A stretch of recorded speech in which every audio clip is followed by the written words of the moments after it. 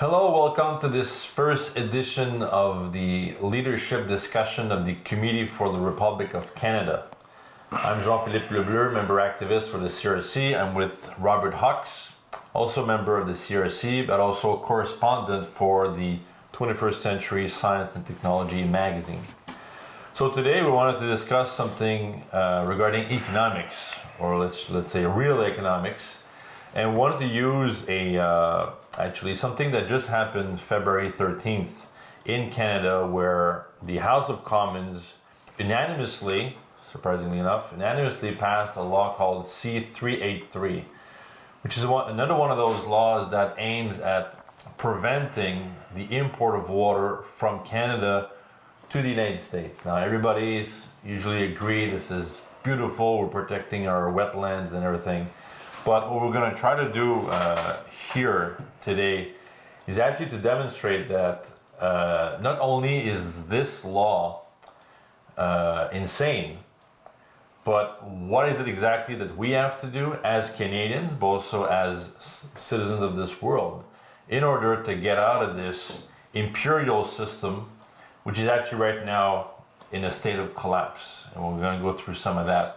But I think it's important for Canadians to realize that here in this country, a lot of people are actually controlled by two sides of the same British imperial coins. On one side, you have the environmentalists, who actually represents a policy of depopulation. So this whole hoax of overpopulation. So stopping any kind of projects that could occur in the country, that's their role. And on the other side, you have this free trade, resource grab, that people associate with the Conservative Party, that just, sells away the natural resource and, again, does not create any kind of real internal development, of real economic development. It's simply selling something to get some money back. But as we'll see today, and as we know already, the situation is such that the whole system of money per se is crumbling. So we have to get back to what actually a sound conception of economics. So we've got to get rid of those two things, this idea of just resource grab, selling it for a quick profit, and this other crowd of representing what's called green fascism. So complete block of any sort of significant development based on this idea of the hoax of overpopulation, which different groups like Greenpeace, the World Wildlife Fund, or individuals like the very Malthusian David Suzuki. So yes, actually what's happening now, what we're going to talk about, there are certain things that our viewers are already aware of. I think everybody has heard about this banking collapse that we are into internationally. It's also in Canada. It's more obvious in Europe and the United States, where you have a imperial banking system. Those too big to fail banks, they're just crashing. And they're forcing nations to bail them out, which means more austerity on this country. I think Greece is a very clear example, with rising unemployment, rising suicide rate. This is like insane. This is really, this is the end. This is the danger of seeing nations disappear. So there's this happening, but one thing we're going to focus a bit more, and I'm going to let Robert here speak, is that we want to talk to you about the actual food crisis occurring right now throughout the world. Yeah, I'll just refer to an article that appeared in the Executive Intelligence Review, February 22nd, by economics editor Marcia Mary Baker, called "Restore National Sovereignty, End Famine Depopulation Agenda," which people can see on our EIR website. And what Marcia Mary Baker goes through is that we're facing an unprecedented food crisis, which is creating the conditions for a global famine, which, unlike past food crises that people can think of in the last 50 to 100 years, is actually also threatening famine inside the United States itself, the world's leading exporter of food. And I just want to take out a couple of elements that Marcia develops in this paper that people should go to for more detail on this. First, that the world production of grains of all types has been stagnating. As 2010, we were talking about 2,200 million metric tons of grains being produced. And what's now being forecast, hopefully, for the 2012-2013 harvest is 2,240 million metric tons of grains. So this is not even keeping up with population growth. Now, in the United States, you have a similar, even worse pattern in terms of grain production in the United States, where as of 2010, the United States produced almost 400 million metric tons of grains. And the expected harvest for this coming year, 2012 into 2013, has collapsed by about 10% to about 350 million metric tons. And we know that Canada is the number 2 wheat exporter globally, and Canada fits into this pattern of not increasing wheat production or other food export production to keep up with this collapse that's occurring otherwise. And then the second thing I wanted to focus on from Marcia's paper is the situation with respect to hunger. Globally, you're talking about 1 billion people out of 7 billion people on the planet going hungry. And the figure inside the United States, which is quite shocking if you think about it, that this is the world's biggest food exporter, is that 48 million Americans are now dependent on food assistance. The program set up by the United States Department of Agriculture, the Supplemental Nutritional Assistance Program, or what's called food stamps.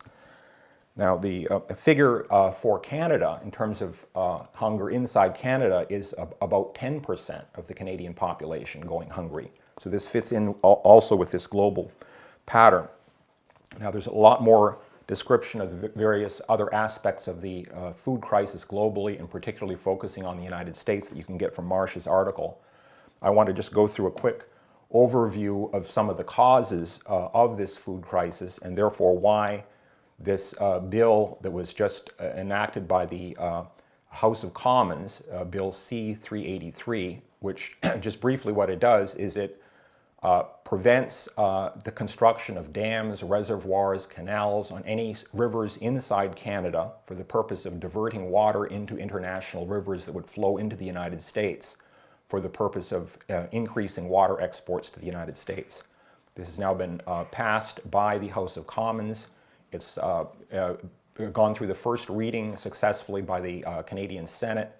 It can be stopped, and it must be stopped at the Senate, and that's only going to happen by a big mobilization across Canada to realize that this is not about protecting our water. It is, in fact, about implementing a policy of genocide, which will affect also people in Canada. So just briefly, what you have is a series of developments. This shift towards away from a physical economy in terms of what you have to produce for your population in terms of agriculture, industrial production, the maintenance of infrastructure to support a growing population. The shift towards the idea that, that markets and money are the measure of an economy. And the turning point for this was in August in 1971 with the destruction of the Bretton Woods fixed exchange rate monetary system.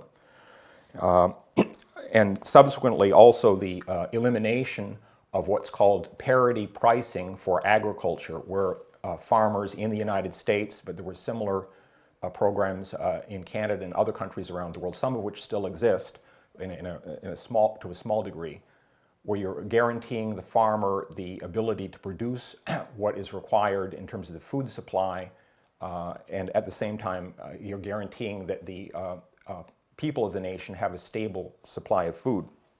So this has been taken down largely since the early 1970s. Secondly, there's been a series of measures that have been implemented going back to 1971, in some cases even earlier, to attack national sovereignty. That nations should have the control over their own food production. From the period 1986 to 1994, you had the General Agreement on Tariff and Trade, who under the slogan, "One World, One Market," basically force national governments to give up their control over maintaining agriculture, get rid of tariffs that would protect the agricultural producers from cheap food that could be dumped in your country and bankrupt your farmers, getting rid of the control over banking, a series of measures like this. 1994, people know that we had the North American Free Trade Agreement that went into effect, so that what I'm going to describe now occurring inside the United States directly affects Canada, because we're part of the same market for food as you have in Mexico, United States, and Canada. It's one market under the NAFTA. In 1995, you had the establishment of the World Trade Organization that again launched an attack against a nation having control over policies for maintaining agriculture, and insisting on such insane measures as nations not being allowed to maintain food reserves, that this would be distorting to the markets. Then finally in 1999, the destruction of what's called Glass-Steagall, which was Franklin Roosevelt's 1933 Banking Act, which had a complete separation between commercial banking, which was regulated by the United States government, and commercial banks were not allowed to take bank deposits and invest them in speculative investments. Now, this was the policy in the United States up until 1999 when it was destroyed. Other countries around the world, including Canada, had similar policies. Canada's policy was actually taken down earlier than in the United States. And then there was a move towards just opening up for just speculative bubbles being blown. And then 1 year later, you had the Commodities Futures Modernization Act in the United States go through, which essentially allowed for unregulated speculation on futures of commodities, including food. So today, I just wanted to emphasize that agriculture and food production is no longer largely in the control of national governments that have any concern with whether their people have food to eat.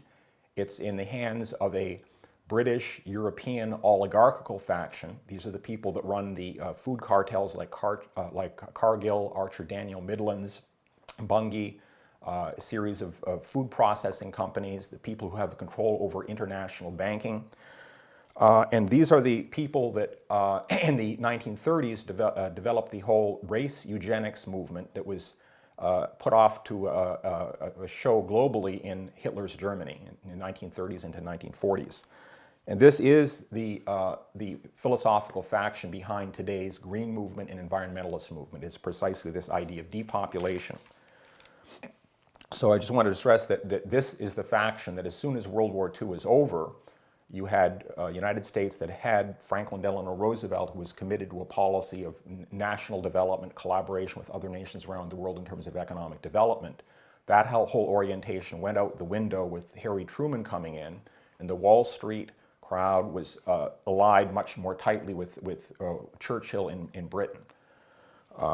And in that context, you had a series of organizations that were set up in the United States and elsewhere around the world.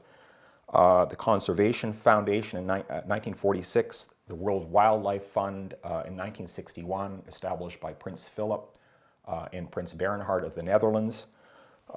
Then 10 years later, you had the Ramsar Convention on Wetlands of International Importance established. And this was used as a battering ram against the development of agriculture, development of farming, to say that you could not have large-scale water management projects of the type that we're going to be talking about shortly with the North American Water and Power Alliance, because that would disrupt wetlands, things like marshes. And that we should preserve marshes. We should actually create more of them, according to these people. So if we go back to this bill, this C-383, and look at this in the context of what you just enumerated about this, all these attempts to actually destroy food production, destroy projects that would bring this food development. So what's the situation today? Yeah, what we have now, if you look, for example, at the situation in the United States in terms of drought, we know we've had a very severe drought, the most severe drought in the last 50 years, hitting most of the continental United States. In the southwestern, the central part of the United States. Last harvest, you had the corn and other crops that were severely depressed by the lack of water for agriculture. As of mid-February, the U.S. National Weather Service is forecasting that there's no heavy rains or snow coming that would actually interrupt that perspective. So this is hitting the farm belt at a time where you have the production of hay, the production of soybean, which is the feed for cattle and other livestock being threatened. The winter wheat crop is being threatened by this. Now, in Canada, in the last couple of years, the Canadian prairies, where you have 90% of all the wheat that's produced in Canada is grown, and again, Canada is the #2 wheat exporter in the world. In the last couple of years, the prairies have not been dry, they've been abnormally wet. But if you go back only to 2009, this area suffered the worst drought in many decades. And so this question of water management on a continental scale is put on the table. Precisely what this bill C-383 declares is not supposed to happen. Yeah, so if you have, I think you made the point a bit earlier that if you stop water projects, like in North America, for example, it is going to create conditions for starvation and famine in the world, right? The United States, I think produces 30% of the world's corn. So with policies like ethanol or this idea of forbidding water to cross a border, knowing the potential of this continent, then you're dealing with imperial attempt to starve a population, and it's a direct attack on a productive area. Some of our friends in Australia have talked about their own case with the Murray-Darling Basin region, which is actually a region where 40% of the farms are in that region. There's 75% of the irrigated crop. This feeds 30% of the population of Australia, which is 22 million, plus another 50 or 60 million people outside this country. So what happens if you prevent that area to use irrigation and you say, well, we're going to save wetland? You're going to kill people. This is the declared intention. And there's actually something that you've talked about in one of our LaRouche show a couple of weeks ago, that actually in the South Saskatchewan river system, there's actually a situation which is similar to what's happening in Australia. Yeah, that's absolutely the case. I mean, what you have, as I say, that what we're going to describe shortly is the solution to this, which is the North American Water and Power Alliance, that the fact that this has not gone ahead, that this has been blocked. You have the Saskatchewan River Basin that produces 80% of food production for Canada, has not had the construction of dams and the development of water resources either within the basin that is possible, or more significantly, the building of dams and water diversions into that basin from other basins, as proposed by the North American Water and Power Alliance that I'm going to describe shortly.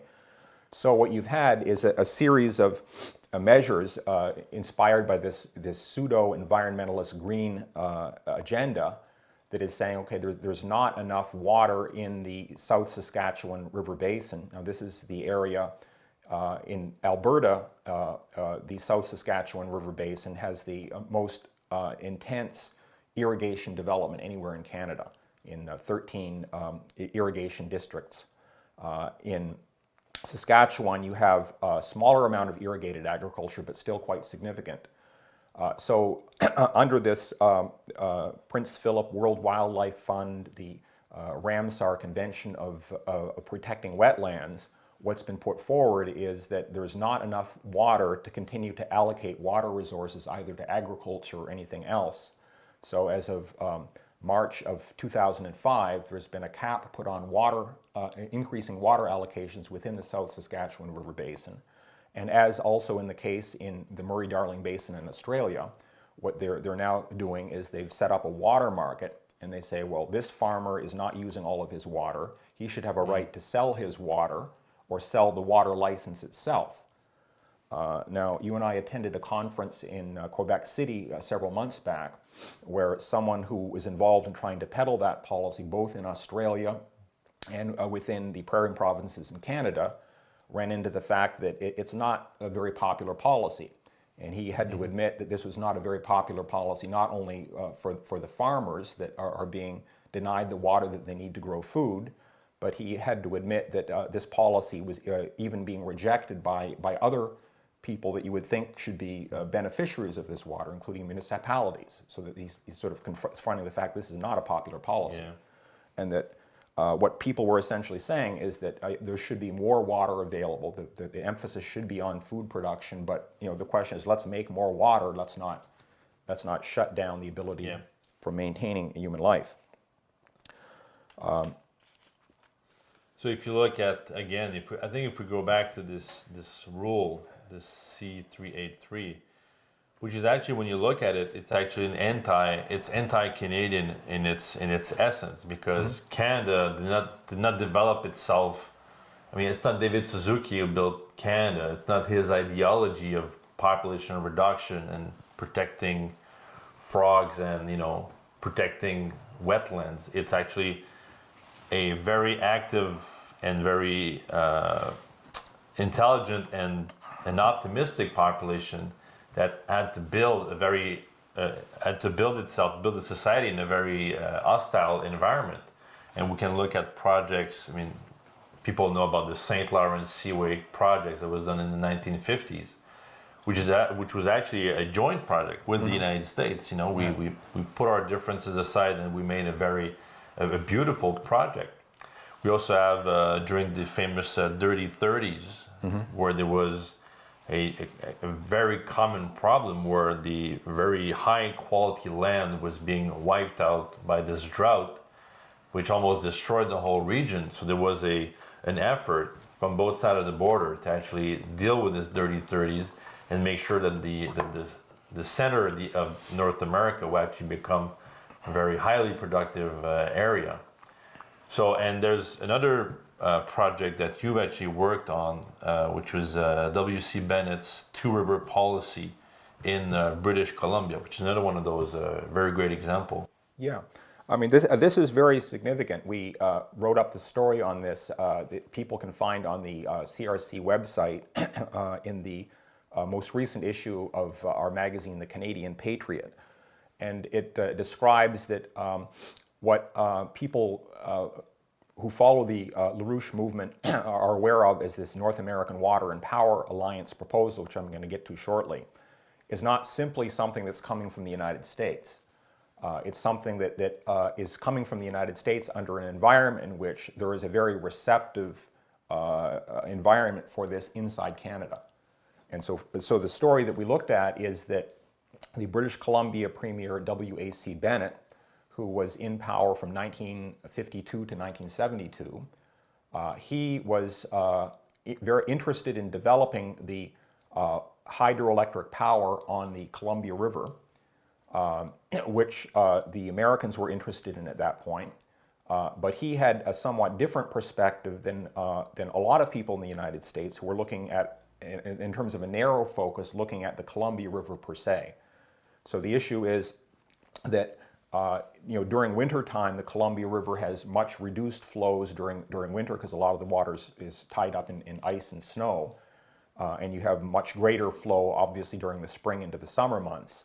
So the Americans were interested in developing dams on the upper Columbia River in British Columbia to store water during the spring and summer months that could be released during the winter to increase hydroelectric production at the U.S. generating stations in the Northeast.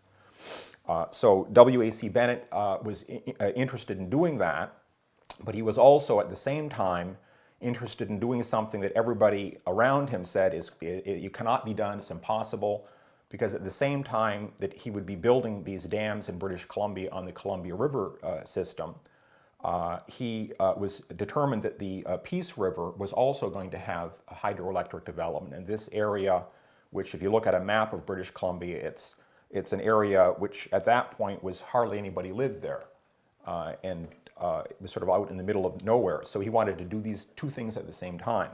So that what happened, this is a longer story, I'm not going to go into all the details right now, people can read about it on in the Canadian Patriot, but the Columbia River Treaty is signed between President Eisenhower and Prime Minister John Diefenbaker in 1961, but nothing happens in terms of going ahead and building it for another 3 years, because as far as Ottawa was concerned, the Columbia River Treaty meant that we're going to be building these dams on the upper Columbia River, which is going to increase hydro generation in the United States. Part of the Columbia River Treaty included the idea that the increased benefits for building these dams in British Columbia should be equally shared between Canada and the United States. Mm-hmm. So the argument, however, was, what does that mean? As far as Ottawa was concerned, sharing the benefits of building these dams in British Columbia, which would be an increased hydroelectric generation at these generating stations in the Northeast, that meant that that British Columbia's share of the electricity being generated in the Northeast of the United States should be sent back into British Columbia, where the electricity should be used there. But this is not something that W.A.C. Bennett wanted to hear, because he, at the same time, wanted to develop the Peace River, and so he couldn't do both the Columbia River and the Peace River unless he could create the circumstances under which he could allow that to go ahead. So it's a longer story that involved Bennett actually taking over the private utility and creating a provincial government controlled what's now BC Hydro, and creating the conditions where 3 years later W.A.C. Bennett essentially could control the conditions under which this treaty would be implemented, so that he could jointly go ahead with developing the Columbia River and the Peace River. So that's something that people should look at, because if you look at the North American Water and Power Alliance, these two rivers, the Columbia River and the Peace River, are sort of linchpins for the project, because the Columbia River involves, this is the river from which you're going to direct water into the United States using the Rocky Mountain Trench as a reservoir system. And the Peace River is the river from which you divert water into areas like the Saskatchewan River Basin, where you need water not only for agriculture for Canada, but this is going to be the area through which water flows into the Red River Basin and into areas such as North Dakota, South Dakota, okay, areas that need water. But this is proposing something exactly in the opposite direction of what has been now passed by the House of Commons with this bill C-383, which says you're not allowed to build a dam or a canal or a reservoir on a river if that is to increase the water flow into the United States. And that was a bill that was passed in the House of Commons. It has not yet been entirely passed in the Canadian Senate. That was passed after another more draconian bill had been defeated, which would have taken the additional step of saying you're not even allowed to divert water from one river basin inside Canada to another river basin inside Canada, like as I'm talking about. So the other thing that you could focus on is that so you had this fight in British Columbia, okay, the Bennett, who was totally open to this idea of a project such as NAWAPA, although as far as I'm aware, he never came out and endorsed the policy per se, but the environment was definitely there for something like this to happen. And in the same period where this North American Water and Power Alliance was put on the table, from the mid-1960s until the early 1970s, you see an extraordinary study done by the Saskatchewan-Nelson River Basin. Now, this is the river basin that collects the runoff off the eastern coast of the Rocky Mountains and delivers it eventually into the Hudson's Bay. So it's a huge river basin, includes the Red River Basin that has its origin in the United States.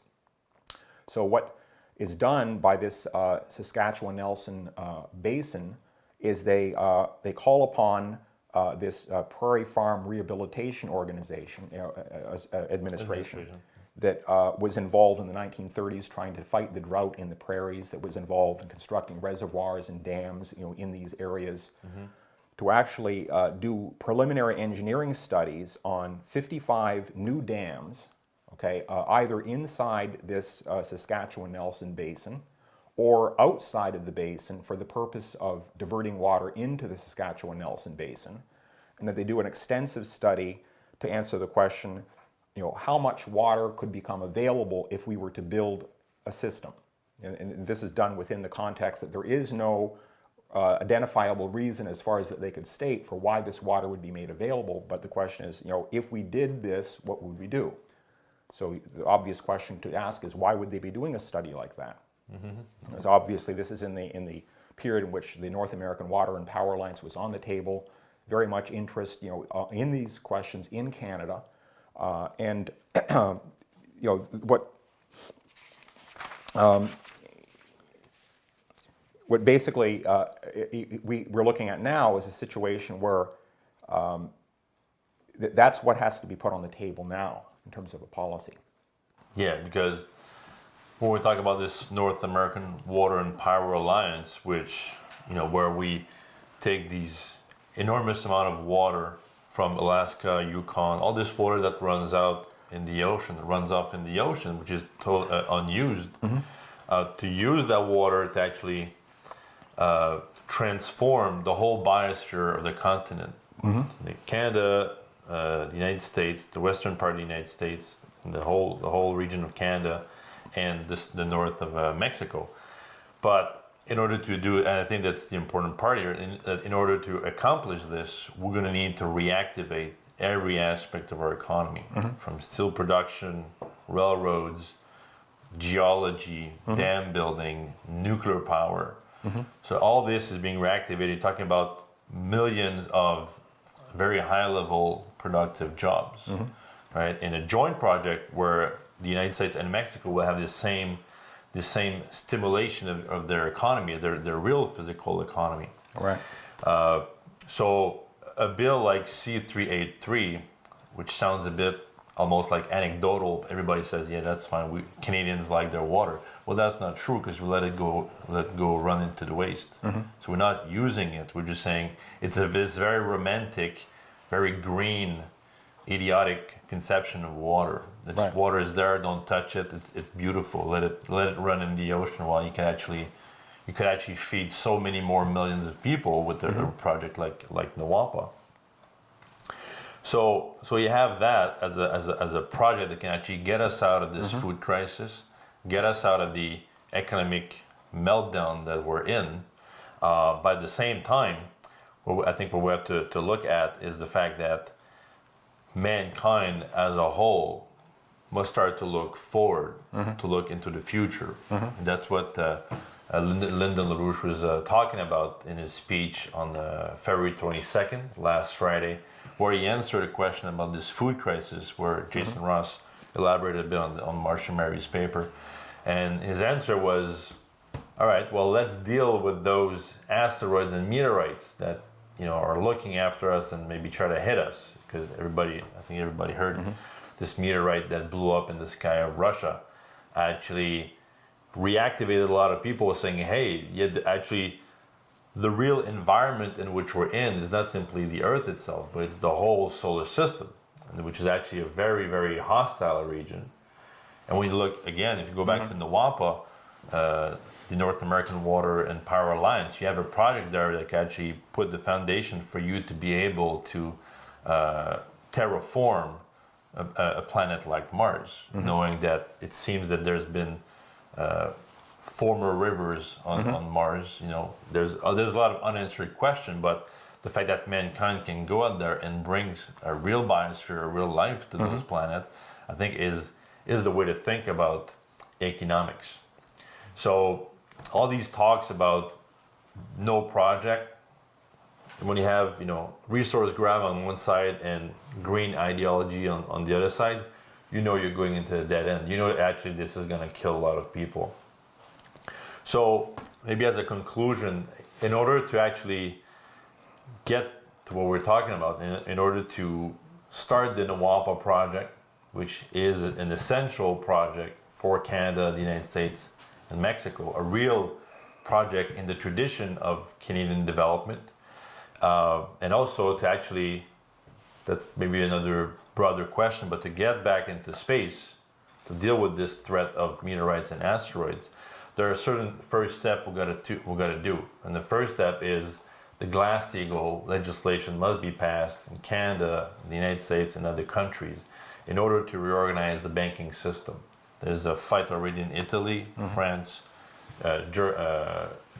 Great Britain, Sweden, other countries. They're proposing concrete laws to clean up the mess, which also probably will help us clean other things like getting rid of things like the World Trade Organization, which is part of the problem for this food crisis.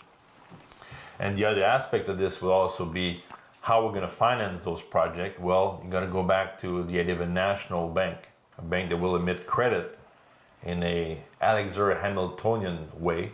So the first Treasury Secretary of the United States. So based on his idea of a banking system to finance projects like NAWAPA, and to go back to a real tradition of nation building and developing our population, which is in a very bad situation now, and to actually look to have a future for the next 50 to 100 or 200 years. And I think on this, we would like to invite our viewers to join us, to contact us on our website, community.republiccanada.ca, to give us a call, 514-461-7209, and get active with us. We've got this Glass-Steagall to pass. We have actually also a bill to stop in the Senate. People can join us to stop this, and then we can make sure that Canada has a future. So on this, thanks for watching, and see you soon.